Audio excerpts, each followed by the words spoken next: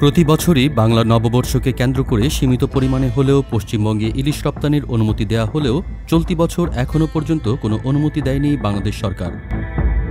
ফলে কলকাতা সহ পশ্চিমবঙ্গের বৈশাখের আয়োজনে ছিল না বহুল আকাঙ্ক্ষিত পদ্মার রূপালী ইলিশ। এদিকে বাংলাদেশের ইলিশ না পাওয়া নিয়ে পশ্চিমবঙ্গের সংবাদ মাধ্যমগুলো সহ সামাজিক যোগাযোগ মাধ্যমে আলোচনা সমালোচনা তুঙ্গে। অনেকেই দাবি করেছেন পদ্মার ইলিশ ছাড়া পয়লা বৈশাখের আনন্দ যেন অসম্পূর্ণ। তবে বাধ্য হয়ে ভারতের স্থানীয় ইলিশ দিয়েই উৎসব পালন করতে হচ্ছে সেখানকার মানুষদের। সাধারণত দুর্গাপূজার সময় বাংলাদেশের ইলিশ রপ্তানি বেশি হয়ে থাকে, তাই সংশ্লিষ্ট ব্যবসায়ীরা আশা করছেন অক্টোবর নভেম্বরের দিকে পরিস্থিতি স্বাভাবিক হলে পূজার সময় সীমিত পরিসরে হলেও রপ্তানির অনুমতি মিলতে পারে। এদিকে বাংলাদেশেও এবছর পহেলা বৈশাখে পান্তা ইলিশ না খাওয়ার আহ্বান জানিয়েছেন মৎস্য ও প্রাণিসম্পদ মন্ত্রণালয়ের উপদেষ্টা ফরিদা আক্তার। গত ৭ এপ্রিল সচিবালয়ে মৎস্য ও প্রাণিসম্পদ মন্ত্রণালয়ের সম্মেলন কক্ষে আয়োজিত এক সংবাদ সম্মেলনে তিনি এই আহ্বান জানান।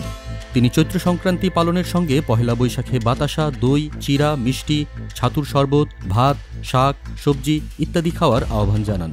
তিনি বলেন, মানুষ পহেলা বৈশাখে ইলিশ খায় কেমন করে? এ সময় তো ইলিশ পাওয়ার কথা নয়। পহেলা বৈশাখে পান্তা ইলিশ আমাদের সংস্কৃতির অংশ নয়, এটি আমি পরিষ্কার করতে চাই।